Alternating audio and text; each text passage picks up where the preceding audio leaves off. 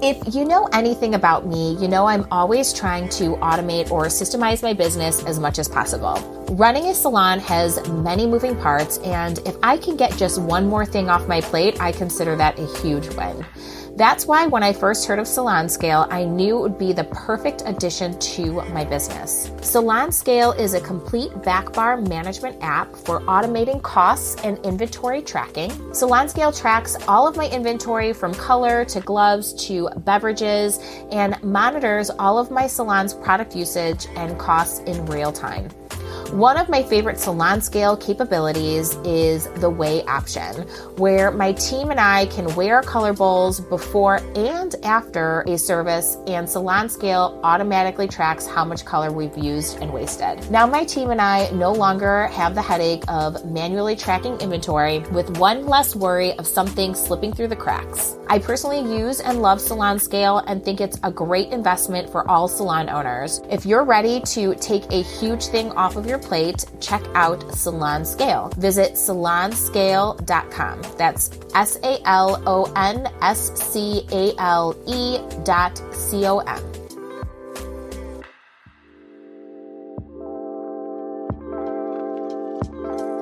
Hello and welcome to the Elevate podcast. I'm your host, Patricia Nowakowski.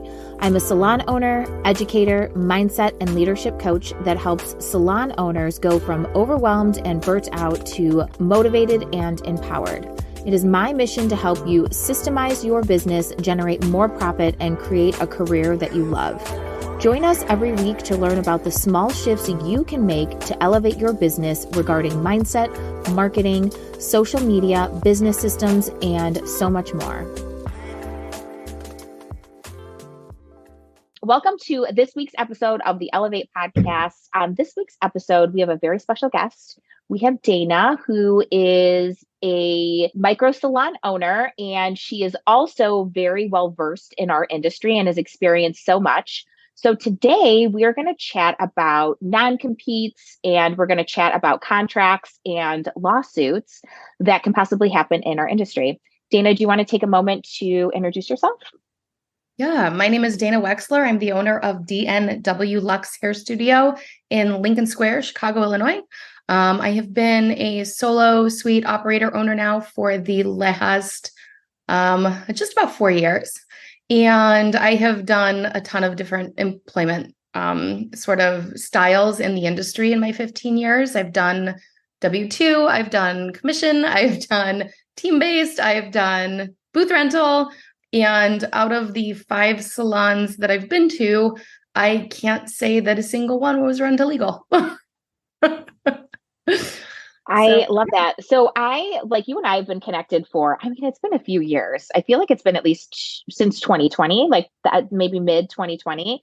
And we've just kept in touch and met through Clubhouse, and we just kept in touch through social media. Like I follow you, you follow me, like always commenting. I love seeing what you're doing and what you're doing with your business. And I saw that you posted on, I think it was your story, and you were talking about how you had experience going through a lawsuit. Mm-hmm. And I was like, wow, this is something that so many people could really benefit from, because I think a lot of people get swept into contracts and swept into things that they really don't understand. And they don't have lawyers look at things because lawyers are expensive. So do you kind of want to just like share your story of what happened, how you really, your experience with what you went through, and then like the contract that you signed? Because I'm assuming it's over a contract, correct? It's non-compete. Yeah, it was a non-compete that I ended up signing. I had been working as a stylist in Columbus, Ohio, when I first got out of beauty school, and I had decided to make the move home. I really missed city life. I'd really missed Chicago. I missed my family most of all, and decided to make the move back. I took a job at a relatively well-known salon in my hometown that I grew up in. And when I took the job, I ended up signing a contract as I did at my last job. So I just was sort of under the assumption that these things were not just wildly common, but weren't heavily pursued.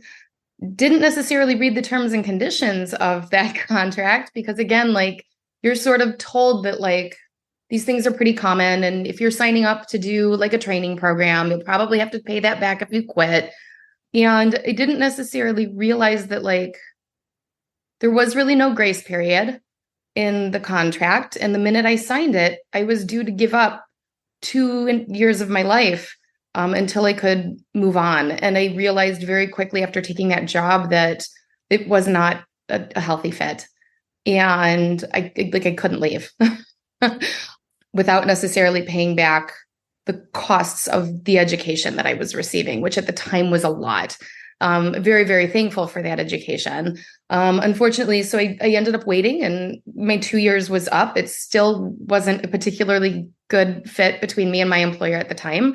And I ended up moving on to a salon that was roughly 5 miles away from my current salon and that I had been employed with. And I took the job because my employer who took me on very clearly said to me, don't worry, these things don't get pursued. They're just kind of designed to scare you from working in the area. Like, you'll be fine. There's no way that he's going to follow through on any of that.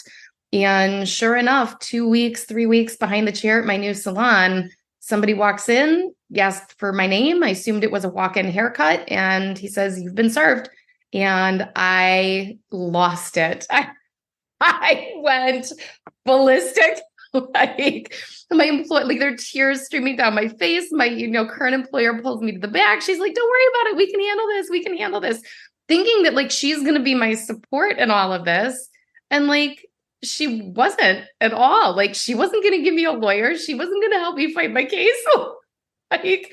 So, I ended up like freaking out. I called my aunt, who's been like my parent to me growing up, and she referred me to a lawyer to kind of help me out. And I never met this lawyer. We maybe had 3 phone calls. I'm dropping a $10,000 retainer trying to figure this out. And all it took was a series of a couple of letters to sort of end the suit. My lawyer had sent my previous employer, a letter letting him know of our intention to file a countersuit. We didn't get a response, so I had to file a countersuit. And as it turned out, like, I get this email one day from my previous employer that says, you've been to my house for Thanksgiving. I understand that these relationships go awry. How do you want this to end? And it sort of the response of my own attorney, he was like, look, this is exactly what it is that I need you to say. So I write an email back saying, at the request of my attorney, you are not allowed to speak to me. Please contact them. Just like left it at that. And sure enough, like, the case was dropped. But it cost me a fortune and a lot of time and a lot of stress. And, it took the two of us fighting with each other. And it wasn't just the non-compete. Like, yes, I was within the radius. Yes, my employer told me that I'd be fine. He shouldn't, come after me. But it was also because at the time, I knew in the contract very, very clearly, and this was still in like the infancy of like Facebook days, right? So in the infancy of this thing and Facebook being what it was, my contract very clearly stated, do not email, do not phone call, do not reach out to clients in that capacity should you quit our salon. So I didn't. I took my client list, I sent them all Facebook friend requests, and all I did was update my status. I'm currently at such and such. Come follow me over there if you want to come and see me. Like, I didn't email. I didn't reach out. I didn't phone call anybody. So I was within my bounds because there was no social media clause built into the contract at that time. So of course, after he dropped his suit and I dropped mine, I had heard from friends that were still working there that he ended up rewriting his whole contract with a social media clause that was included. And everybody there refused to sign it.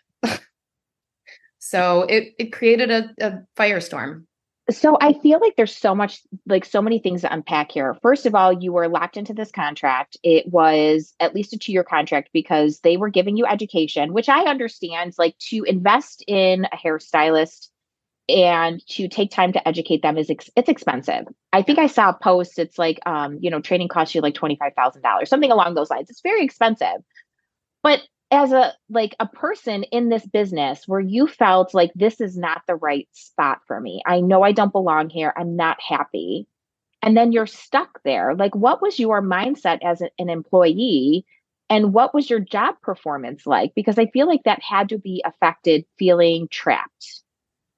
Yes, I felt very, very trapped, but me being the high achiever that I am, I can't say that it affected my job performance and towards my clients. I love what it is that I do. So, and I knew that it was an opportunity to build a clientele because they were a very, very busy salon at the time. And they still very much are. But like, I can't say that it affected my job performance, but that's not to say that I wasn't the sour apple amongst the team. And once I started to get sour, and once I started to talk to my teammates about what their experiences were 5 years, 7 years with this company, I was like, are you kidding me? Like, it's going to take me that long to get a 30-cent raise an hour? Like, what? What? And I quickly like started to resent, like, not my clientele, not my work, not the work that I was performing or doing, or the education that I was receiving, but like the vitriol amongst the team, like, just started to like spread my frustration amongst the team. And I get it. It made me a horrible team player as a result.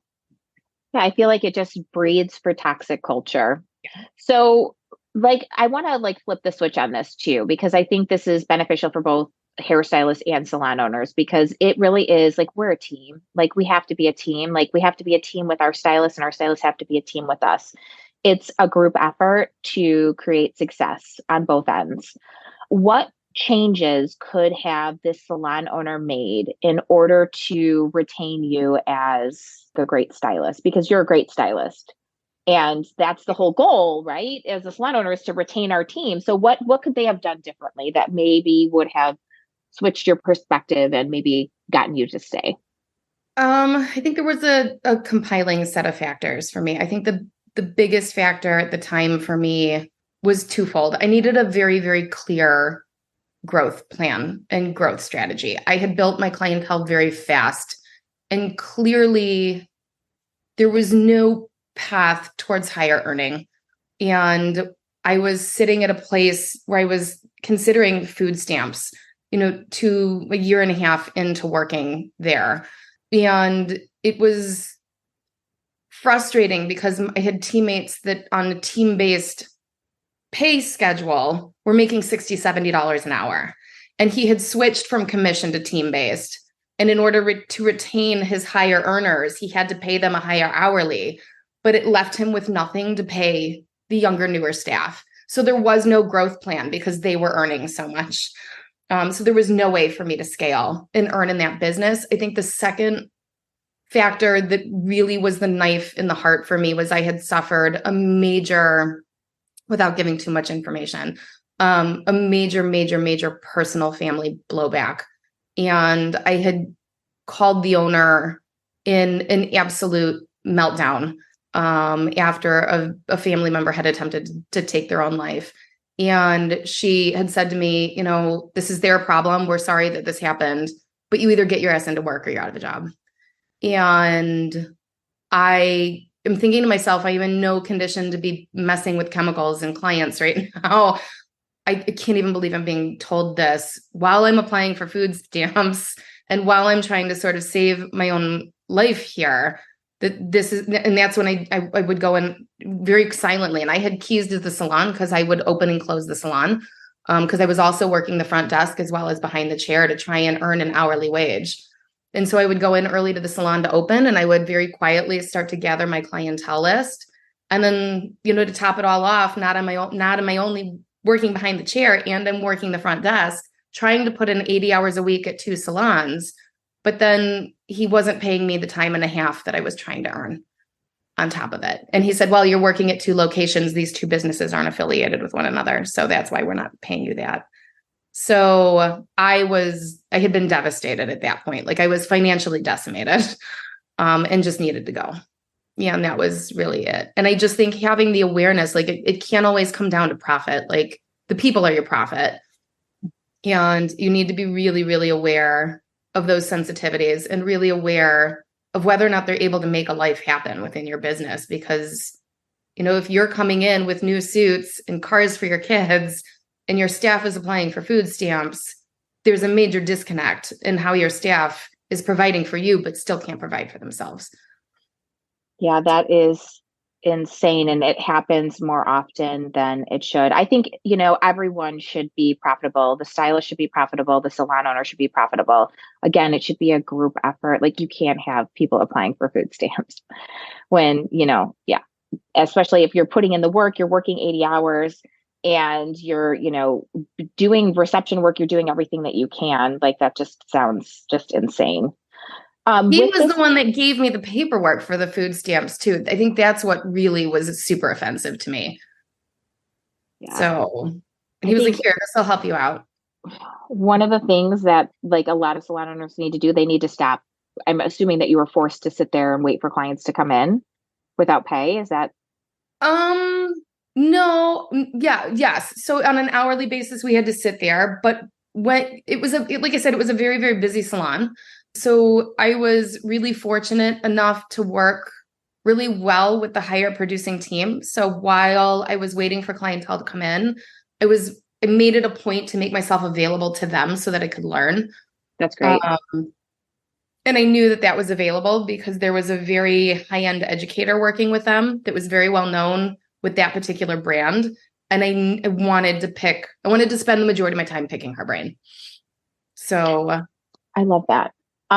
Okay, so back to the contract. You are given this contract. You just think it's something that's normal in our industry. It's expected. You have signed one before, and you really just assumed that these things don't hold up in court.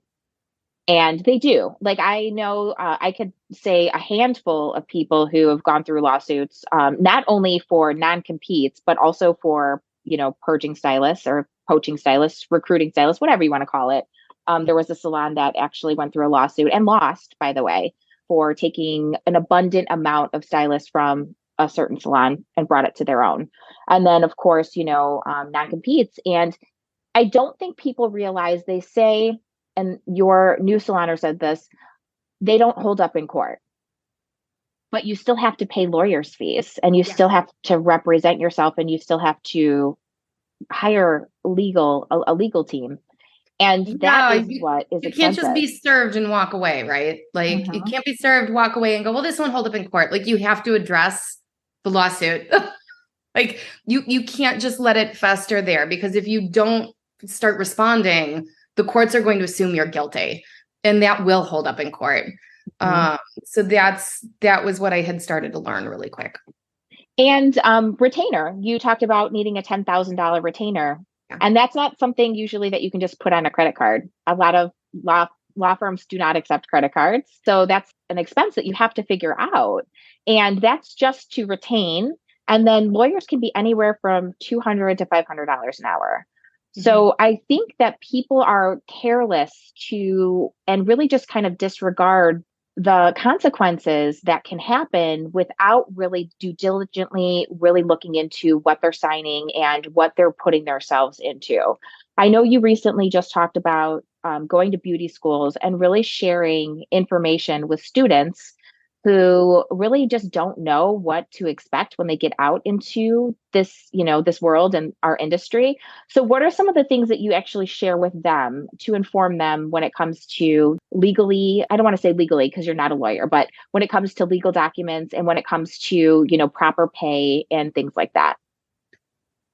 Oh, that's a big question. So yeah, I've been sharing, the difference between W-2 employment work, sharing the real definitions between what it is to be an employee versus what it is to be an independent contractor. You are legally responsible for your own business.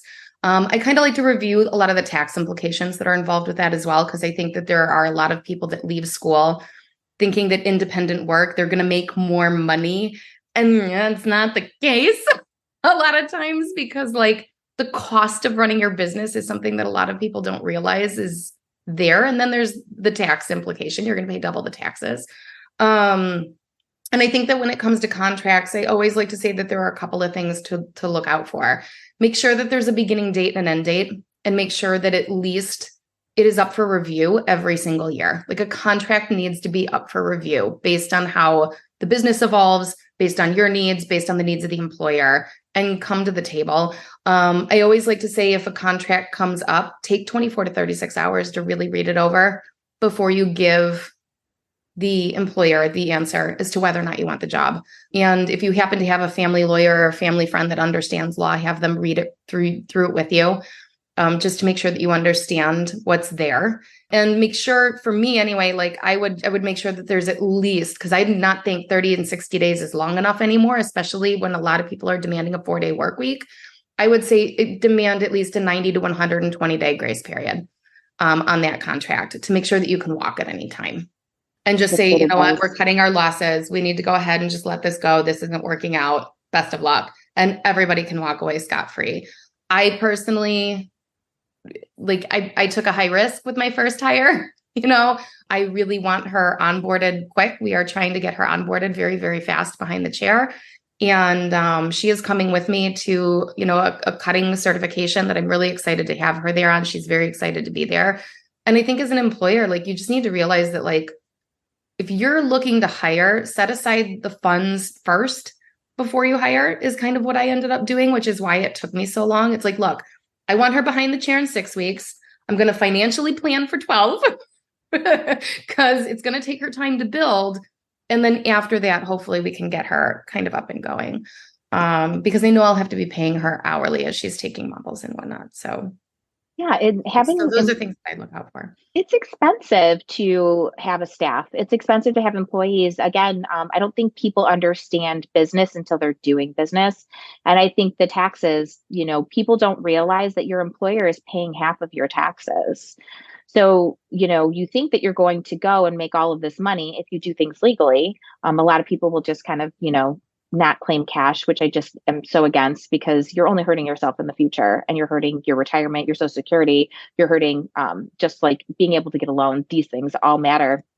But I don't think people realize that you think you're going to make so much more money, but right off the bat, like, you have to give an extra 7% to the government on your taxes. So, you know, it's just, there's so much that goes into business that a lot of people don't understand until they're really in it. And I think sharing that information is so powerful that if you do want to go and be independent, then you have to do it because you want to create your own business. You want to do, you know, maybe you want to open a salon one day. It has to be for a bigger purpose than just to make more money, because that's not the case. There's more cash flow and it seems like you're making more money, but at the end of the day, it's not more money. You need to be really diligent. You need to be so self-disciplined in setting that money aside, you know, keeping track of 100% of your expenses. And I think that after 5 salons, you know, my first salon, you know, she didn't honor her contract. So I ended up moving back to Chicago. My second salon, I ended up getting sued. My third salon, I was technically booth rent, but she was stealing commission. And my fourth salon, I was technically an employee, but she was taking product fees that she was double dipping her taxes on. So, like, I did not go solo to make more money. I went solo to control my business. Mm-hmm. As a result, I made more money. And I had so much anger and frustration towards the industry that I used that anger as motivation to just take care of myself. Like, I had been dissed over and over and over and over. And I was just like, you know what? I've been in this industry for over 10, 12 years now, and I have yet to get beyond the poverty line. I am done. It is time for me to control this. That's why I chose to go solo. This wasn't a free-for-all money grab where I was like, I could just make more money.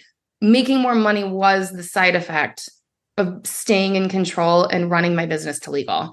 So, and really separating myself from the industry so that I could deal with my anger and frustration and learn the business before I took somebody on. So I ran solo for 4 years and learned how to run my business first before I agreed to even take somebody into this, because I knew that, like, I had no business taking on someone else until I had dealt with that rage and that anger and that frustration. That was just sort of where I personally sat. I feel like so many good things happen from that anger that turns into motivation. I literally, like, I can't even tell you how many things I've created from that place. And even now, I've got some things going on that, you know, it's like fueling my fire. It's so great. I think too, like, you and I feel like we're very similar in the way that we've experienced all of these crazy things in the industry. But they were all really just beautiful learning lessons to create this beautiful business for ourselves. Like the 1099 thing and the product fees and the contracts, like those are all things you had to experience so you could become a great leader and a great business owner. And I think, we hear these things and we hear about these, toxic practices that happen in our industry, but unless we've truly experienced them from the standpoint of a hairstylist and then truly experience business to see what business is like and what the mindset is behind why some salon owners do the things that they do, it really doesn't have the same impact. And I think, when you're in business, you can see how fear can really just push people to do things that are not positive, like the contracts, it's out of fear, product charges, fear, all these things, 1099, fear, like loss, also scarcity, like they all come from a place of scarcity. So I think those experiences in turn have just created a solid, more, beautiful business owner. So I think that's great, even though Yeah. at the time it I sucked. think I've been able to build a really transparent relationship with my first employees so far. And I'm so thankful that at the end of every week right now, and she's been 3 weeks in. So at the end of every week, we sit and we have a powwow and I say, let's review what we've gone over this week.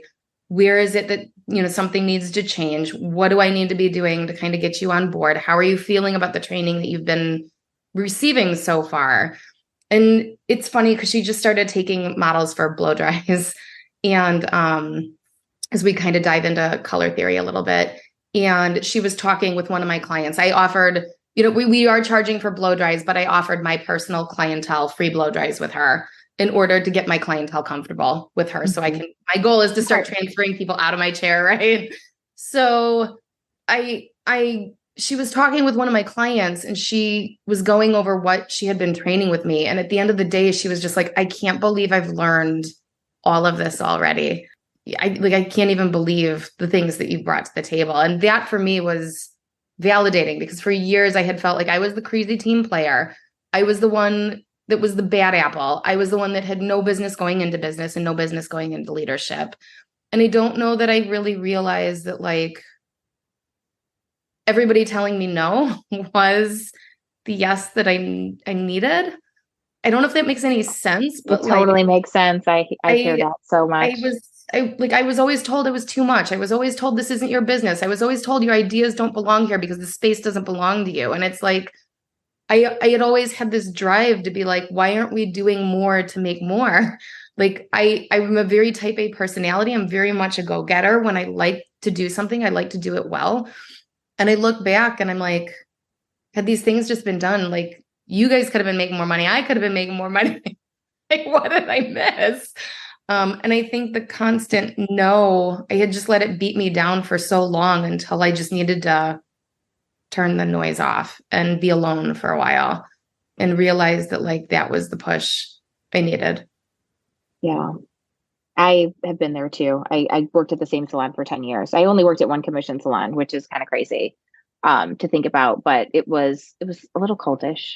And I was the same. I would always suggest ideas and different things, and it was just kind of brushed off. And I was like, you know what? These ideas are coming to me for a reason. I feel like there's so much more. I need to experience more. So sometimes you just need to hear no to give you that energy and that anger to use it as motivation and just to move on and really kind of experiment and see what works for you. And I feel like when it comes to getting ideas and things being very clear and aware to us, there's a reason for that. There's a higher purpose for that. So yeah. And sometimes you need to work through the muck to get to the other side. It's never a fun process, right? Especially when you're sitting in a flight or fight state and you're just really scared about what the outcome is going to be. Yeah. I'm very, very thankful that when I decided to go solo, I had a grandmother that was just behind me 110% at the time, and partner and a couple of girlfriends that I built my business around. I didn't build, and I will say that when I decided to go solo, I did not build my business around my top spending clients. My business was built around the girlfriends that supported me and came in. So that was who I built my target market around. And that's what, it's made it so much easier to be at work and go to work. And I think that's important. It's not just about the money. It has to bring you joy and bring fulfillment. And I mean, we spend most of our time behind the chair, so it has to be something that's enjoyable. Otherwise, life is miserable. Yeah. Absolutely. Well, thank you so much for being here. Can you please let everyone know how to find you and what to expect from you in the future, since you're doing all these great things? Yeah, so you can find me at on Instagram at DNW Lux Hair. Those are my initials, Dana Nicole Wexler, LUXEHAIR. That'll be there on both Facebook and Instagram. My website is the same, www.dnwluxhair.com. And I'm in the future, my big goal is to get out of my suite. Right now, it's me and hopefully two other people, because I'm interviewing my second person. But it's hopefully me and two people. I'd like to be out of my suite, hopefully by next year. And I'd like to consider shopping for a building. Unfortunately, Chicago is a whole other ballgame when crazy. You start sort of thinking about, commercial real estate here. I feel like when you're ready, like everything just falls into place. You have to go through the process. So your building will come. It'll come with the time. Mm-hmm. Thanks for doing this. Thank you so much. I appreciate it. It's going to be a great episode. Thanks for tuning into the Elevate podcast. If you loved this episode, it would mean the world to me if you could leave a review on Apple Podcast or wherever you listen. The Elevate podcast is hosted by me, Patricia Nowakowski, and produced by Opulent Beauty Pro. To receive my free business guides, visit opulentbeautypro.com/free or click the link in the show notes. You can find me on Instagram at opulentbeautypro or at Patricia_Nowakowski_OBS. If you love this show, please consider subscribing. See you next week.